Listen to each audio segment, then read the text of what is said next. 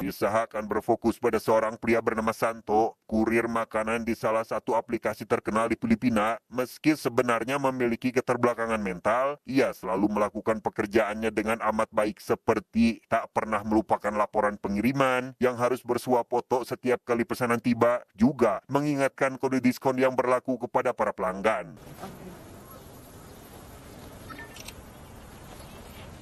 Berlokasi di Sasana Tinju, Santo mengantarkan pesanan pada pelatih yang ternyata mengenalnya karena Santo pernah bekerja di sana, di mana si pelatih sekonyong-konyong meminta Santo mengenang masa lalu dengan bertanding terlebih dahulu, padahal Santo ingin segera berfoto untuk menyelesaikan pesanannya.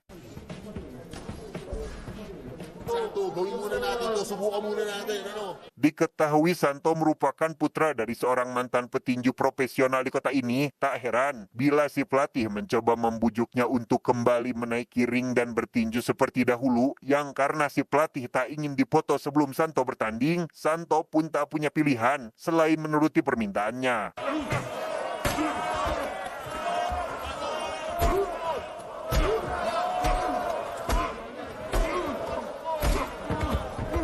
Begitu di atas ring, Santo malah dibuat babak belur dan kesulitan menghadapi lawan mainnya karena memang sudah tak pernah bertarung lagi semenjak ayahnya meninggal. Namun karena si pelatih masih yakin dengan potensi Santo, ia terus saja menyemangatinya agar Santo melawan sebagaimana yang pernah dilakukannya dahulu. Laban! Ano? Ano?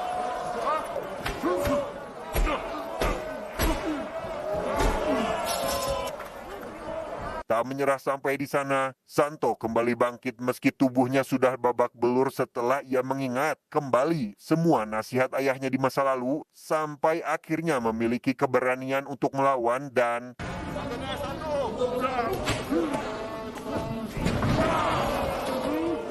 ya, Santo pun berhasil membuat lawannya tak bisa bangkit lagi. Setelah keluar dari dalam ring, si pelatih tampak begitu bangga karena Santo memang memiliki bakat bela diri sejak kecil, bahkan membuat semua orang di sana ikut kagum dan bangga juga kepadanya.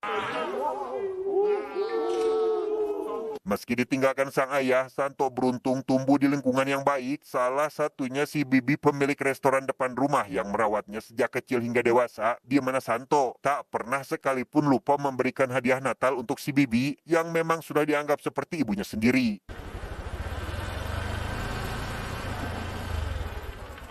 Di balik semua kekurangannya, Santo bisa dibilang perfeksionis dan tak tahan melihat barang yang berantakan seperti sendal miring, sekop geser, dan hal-hal berantakan lainnya. Berbeda dengan kebanyakan orang yang cenderung cuek karena hal kecil tersebut dianggap kurang penting. Diketahui Santo tinggal bersama teman masa kecilnya bernama Nisel yang sudah bercerai dari suaminya sejak 7 tahun lalu dan harus membesarkan seorang anak laki-laki bernama Miro. Meski tumbuh tanpa ayah kandung, Miro tak pernah kekurangan sosok ayah. Karena hal itu telah dipenuhi oleh Santo sarang diri. Rasanya baru kemarin Nisel dan Miro datang ke rumah Santo. Kini, Santo malah dibuat sedih setelah diberitahu jika Nisel menerima tawaran kerja baru di New York dan akan membawa Miro bersamanya, di mana kepergian mereka hanya tinggal beberapa hari lagi, sehingga hal itu membuat Santo hanya bisa ikhlas, tawado, sabar, meski sebenarnya sangat kecewa. Singkat cerita, Santo yang sadar kebersamaannya dengan Miro sebentar lagi pun meminta izin untuk mengajaknya main dan berjanji akan pulang tepat jam 5 sore. Namun meski Nisel percaya Santo tak pernah berbohong, ia tetap khawatir karena di luar sedang ramai oleh perayaan Natal, sehingga Nisel menyarankan mereka untuk bermain di rumah saja. Miro, Bagai masuk telinga kanan keluar telinga kiri, Miro diam-diam tetap pergi dan menunggu Santo di depan time zone langganan mereka. Kebetulan saat itu Santo baru saja selesai mengantarkan pesanan dan bermaksud istirahat. Melihat ada Miro sedang menunggunya, ia pun langsung menghampirinya dan menerima ajakan Miro untuk bersenang-senang sepuasnya. Karena Santo sering mengajarkan Miro untuk lebih peka, Miro yang melihat seorang gadis kecil seusianya masih ingin bermain pun langsung memberikan kartunya agar si gadis bisa melanjutkan permainannya. Namun selang beberapa menit, si gadis harus dipaksa pulang oleh sang ayah. Selesai bermain, Santo dan Miro menikmati es krim untuk yang terakhir kali sebelum mereka berpisah. Di sana Miro bertanya kenapa Santo tidak ikut saja pindah ke New York bersama ia dan ibunya, karena Miro jelas khawatir dengan bagaimana kehidupan Santo tanpa mereka. Sebelum pulang, Miro meminta untuk berfoto terlebih dahulu dengan Santo. Di saat melihat hasil fotonya, Miro tak sengaja menekan tombol terima pesanan pada ponsel Santo. Meski Santo bisa membatalkan pesanan itu, Miro lekas mengingatkan rating pada aplikasi akan turun dan meminta menyelesaikan pesanannya bersama-sama. Santo dan Miro tiba di kawasan sepi yang jauh dari keramaian, dan untuk pertama kalinya, Santo meminta agar Miro mengantarkan makanan tersebut kepada seorang pria yang tiba-tiba meminta mereka untuk berhenti. Namun karena makanan itu adalah milik rekannya dan COD atau bayar di tempat, Santo pun diminta untuk menunggu, sementara si pria akan membawa uangnya terlebih dahulu. Sabi magantay tayo dito. Dilihat dari tampangnya, Miro menganggap jika pria tersebut adalah preman, dan karena takut tidak membayar, Miro pun menyarankan untuk mengikuti si pria daripada menunggu, membuat si pria begitu kesal karena ia sedang bertugas menjaga tempat ini dari orang luar termasuk kurir. Cash on delivery po, 240 pesos. Karena tak mau ribet dan ingin Santo segera pergi, si pria pun membayar COD itu dengan uangnya terlebih dahulu. Namun belum cukup sampai di sana, Santo kemudian meminta bukti pengiriman dengan berfoto bersama, tapi tiba-tiba... Ya, betapa terkejutnya Santo dan Miro saat tak sengaja melihat aksi pembunuhan oleh mafia di gedung itu, sehingga mereka langsung berlari ketakutan yang disusul oleh para mafia itu karena takut akan melapor ke polisi. Terkepung dari semua sisi termasuk pintu keluar, Santo terpaksa membawa motornya ke dalam gedung, di mana Santo sempat berkali-kali mendapat perlawanan namun berhasil menghindari mereka semua sampai akhirnya...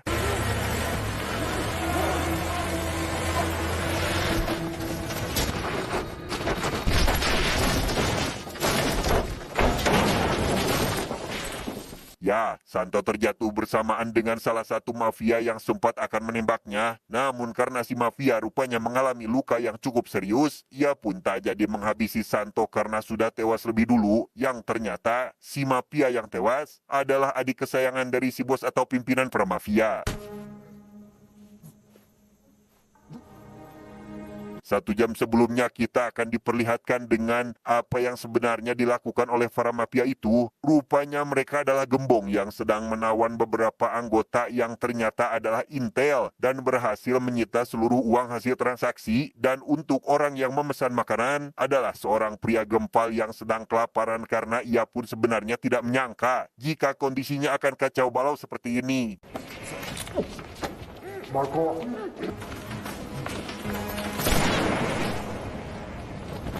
Salamat po sa pagpapadeliver na. On the move! Kembali ke masa sekarang, si bos yang melihat adiknya benar-benar dibuat marah dengan Santo karena ialah penyebab dari kekacauannya dan kematian sang adik kesayangannya, sehingga si bos langsung meminta seluruh anak buah untuk membawa Santo hidup-hidup ke hadapannya. Miro! Santo berlari sekuat tenaga sambil berusaha membangunkan Miro yang masih pingsan. Namun karena jumlah para mafia lebih banyak, ia pun akhirnya harus menghadapi mereka semua tanpa menyadari jika Miro sudah dibawa oleh si pria gempal untuk bersembunyi. Menyadari Miro menghilang, Santo begitu panik dan lekas mencari keberadaannya ke segala penjuru gedung, di mana para kroco bukan hal sulit baginya untuk dikalahkan, karena satu-satunya yang membuat Santo panik dan frustasi adalah kehilangan Miro, hingga membuatnya sangat cemas berlebihan. Di tengah momen krusial seperti ini, Santo yang melihat sebuah puzzle pun sempat-sempatnya merasa harus menyelesaikan puzzle itu terlebih dahulu, membuat salah satu mafia langsung menyerang Santo saat itu juga dan...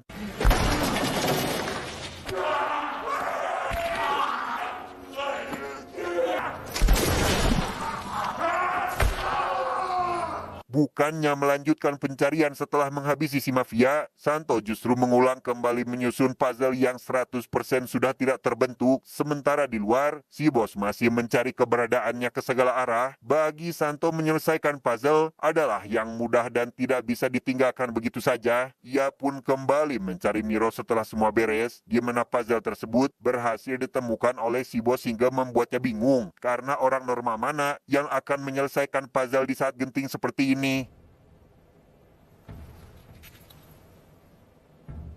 Nizel yang khawatir pun segera menghubungi beberapa tetangganya barangkali melihat Miro ataupun Santo karena tak bisa dihubungi sejak tadi. Nizel malah dimarahi oleh mantan suaminya karena telah mempercayakan Miro kepada Santo. Namun Nizel merasa Santo akan bertanggung jawab dan pulang cepat sesuai dengan yang ia katakan. Tak berselang lama, Santo akhirnya menemukan Miro dan langsung memeluknya karena sangat khawatir. Yang pada momen itu, muncul si pria gempal bermaksud untuk menyelamatkan mereka. Namun karena Santo sudah menganggap semua orang di tempat ini adalah orang jahat, ia pun langsung menyerang si pria gempal dan...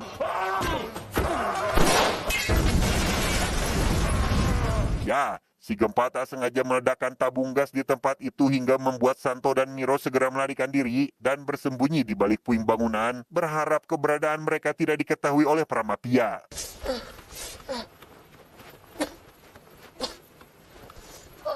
Di tempat persembunyian itu, Santo sempat-sempatnya mencemaskan foto bukti pengiriman mereka tadi. Karena tak kunjung terkirim dan ditakutkan akan menurunkan rating pada akunnya, mereka pun akhirnya memutuskan keluar dari persembunyian untuk mencari sinyal sekaligus memberi kabar pada Nizel.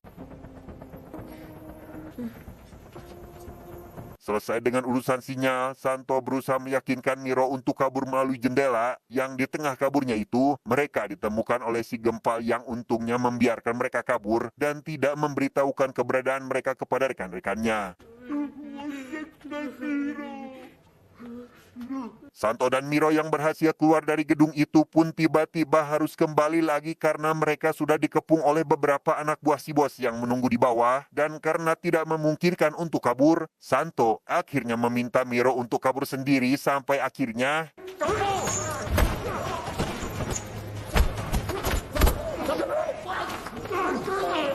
Alhasil Santo pun berhasil dirantai oleh para mafia itu. Meski sangat mustahil untuk lepas, ia tiba-tiba kembali bangkit setelah mendengar Miro ditangkap oleh si bos, di mana pada momen ini terbukti jika ayahnya memang mewariskan bakat bertarungnya kepada Santo.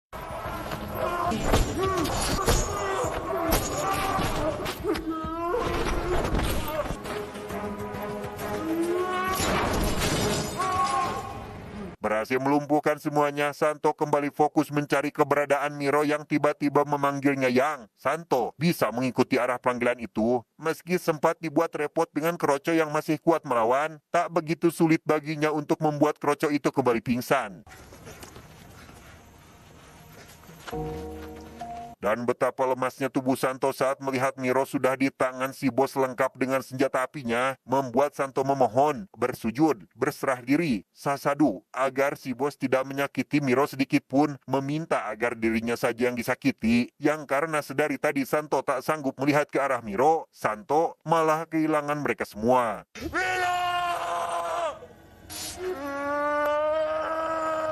Santo kembali memasuki gedung untuk mencari Miro. Mendengar Miro masih memanggilnya, Santo pun kembali berusaha melebarkan telinganya agar ia segera ke tempat Miro berada saat ini. Tapi tiba-tiba...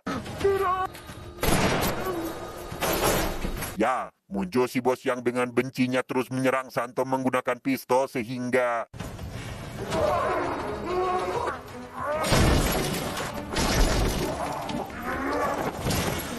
Setelah mengambil jeda beberapa menit untuk istirahat, mereka berdua kembali membrutal satu sama lain, di mana Santo langsung mengunci si bos seperti teknik pada MMA supaya musuh tak bisa bangkit kembali sampai akhirnya...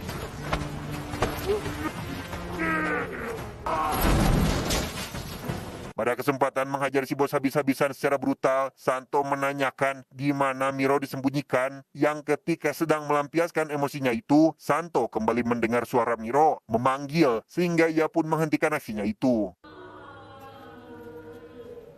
Karena masih belum ada kabar, Nisel yang sedang melakukan pencarian di luar pun tak sengaja melihat berita terkait Santo. Gambar yang Santo laporkan pada aplikasi delivery secara tidak sengaja memperlihatkan aksi si bos sedang menembak seorang pria, yang hal itu membuat para polisi langsung bergerak karena mereka adalah gembong narkoba paling dicari, hingga membuat Nisel begitu khawatir dengan bagaimana kondisi mereka saat ini.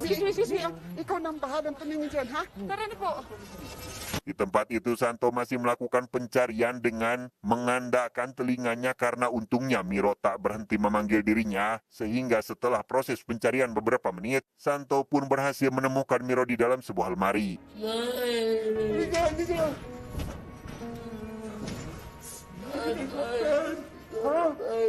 Santo dan Miro langsung kabur sebelum si bos mafia kembali menemukan mereka. Sempat terjatuh karena tenaganya sudah habis terkuras. Miro sebisa mungkin membuat Santo kembali bangkit.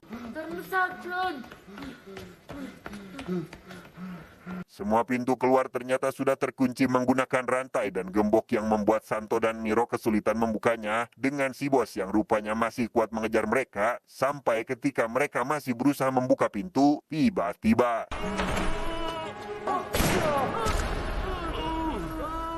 ya, si bos yang bermaksud menembak mereka pun gagal karena kemunculan si pria gempal yang entah dari mana. Si bos yang akan segera menghabisi Santo tiba-tiba teringat anaknya saat melihat gelagat Santo yang sama persis, yang rupanya juga mengidap kelainan sejak lahir, yaitu suka tantrum atau menyakiti dirinya sendiri jika keinginannya tidak terpenuhi.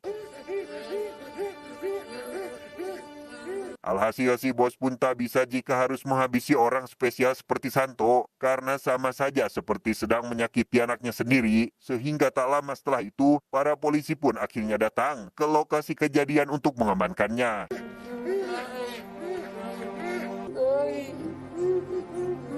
Para polisi akhirnya berhasil menangkap para mafia yang masih hidup dan mengevakuasi mereka yang tewas. Di mana Nisel juga sampai ke lokasi karena khawatir dengan keadaan Santo dan anaknya. Namun meski Nisel menjelaskan jika ia adalah keluarganya, ia tetap ditahan oleh polisi karena hal itu melanggar. Sempat lemas karena dianggap yang ditandu adalah anaknya atau Santo, Nisel pun kembali lega saat melihat Miro dan Santo baik-baik saja. Di luar dugaan, Nisel yang rupanya adalah wanita soleha tidak memarahi Santo atas kejadian ini, melainkan sangat berterima kasih karena ia berhasil menjaga Miro dari kejadian barusan. 1 tahun kemudian, Nisel dan Miro sudah berada di New York dan hal itu tak menghilangkan peran Santo sebagai ayah yang selalu ada hanya sekedar mabar alias main bareng. Meski bukan anak tiri apalagi anak kandung, Miro hanya anak dari temannya karena ia mampu untuk menggantikan sosok ayah bagi Miro. Tamat, ending yang sangat membagongkan.